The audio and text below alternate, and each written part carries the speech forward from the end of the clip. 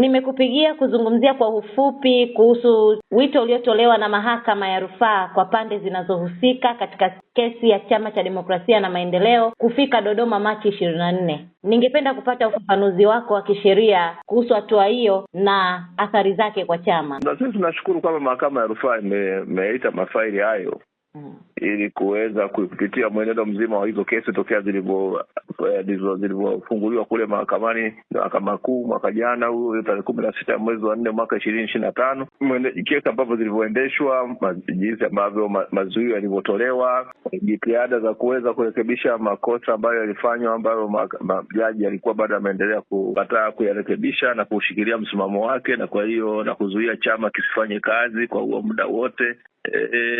Ni vitu ambavyo tulikuwa tujaridhishwa, na kwa sababu kesi inawahusu watu wawili, lakini imegusa wanachama wote na chama kizima. Kwa hiyo nadhani itakuwa nafasi nzuri kwa mahakama kuweza kutupatia tafsiri sahihi ya kwamba hiyo amri zitakiwa ziweje, kama ziko sahihi au haziko sahihi. Kwa sababu tunaweza tukasema kwamba haziko sahihi, mahakama ikasema kwamba ziko sahihi, pengine sisi ndio bado tujaelewa. Lakini tunaamini kwamba kuna vitu vingi ambavyo tunafikiri vimekiuka, tukiangalia maamuzi ya mahakama ya rufaa ya huko nyuma, hata maamuzi ya Mahakama Kuu ya huko nyuma ambayo katika kesi kama hizi amri ya zuio zilikataliwa kabisa, kwamba uwezo ukatoa amri ya zuio kwa chama cha kisiasa ambacho kinagusa wanachama wote. Labda ingekuwa kwa watu maalumu fulani 1, 2, 3 sawa. Kwa hiyo mahakama imeita mafaili hayo, imetumia mamlaka yake yenyewe kuita mafaili. Hata hiyo rekodi nzima, vile vitabu vya kesi vimeandaliwa na mahakama yenyewe kupitia kwenye mfumo wa mahakama. Wameweza kutengeneza vitabu, wametuita tuende tukajieleze mbele yao. Ni hoja zipi kuu ambazo Chadema imewasilisha zikionyesha kuwa kulikuwa na dosari katika maamuzi ya Mahakama Kuu?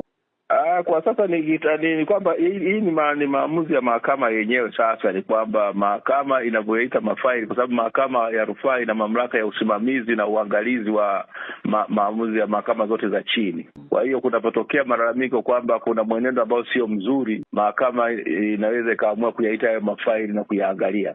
Kwa sababu kimsingi maamuzi kama hayo huwa hayakatiwi rufaa au kuweza kuyafanyia mambo ya mapitio, lakini mahakama ya juu ina uwezo wa kuleta mafaili ya chini na kuyaangalia. Sasa mahakama ya rufaa imetumia mamlaka hayo baada ya kusikia kwamba kuna dosari. Kwa hiyo maswali yale ya vitu vinavyolalamikiwa ni nini, hizo ni hoja ambazo zitatoka mahakamani yenyewe. Mahakama itatuambia kwamba tunataka mtueleze 1, 2, 3. Kwa hiyo zile hoja za mahakama ya rufaa kwamba vitu gani tuweze kuielezea, hizo bado hatujazipata. Iwapo mahakama ya rufaa itabaini kuwa kulikuwa na makosa katika amri za Mahakama Kuu, ni hatua gani zinaweza kuchukuliwa mara moja? Ili kufuta hizo amri zote na pengine hata kesi zima hizo zile kufutwa.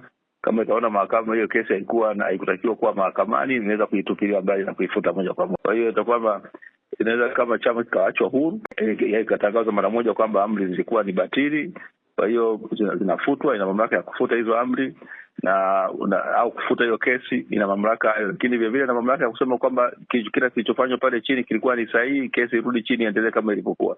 Bado mahakama ina mamlaka hayo. Kwa muda ambao amri za Mahakama Kuu zimekuwa zikitekelezwa, zimeathiri vipi shughuli za kisiasa na uendeshaji wa chama chenu? Athari ni kubwa mno, hata gharama yake, hata ni kiwango chake huwezi kukisema. Umezuia chama kikubwa cha siasa katika nchi hii kufanya kazi ya siasa kwa miezi kama miezi 10 sasa, karibu 10 au miezi 9 sasa. Umezuia chama kisishiriki katika uchaguzi, umezuia chama kisifanye kampeni zake za kufanya mabadiliko ya katiba, umezuia chama kisitumie rasilimali zake, kisitumie ofisi zake, majengo yake. Umesababisha wafanyakazi wengi wamepoteza kazi. Umeibidi chama kiwezi kuwalipa mishahara kwa sababu hata hawezi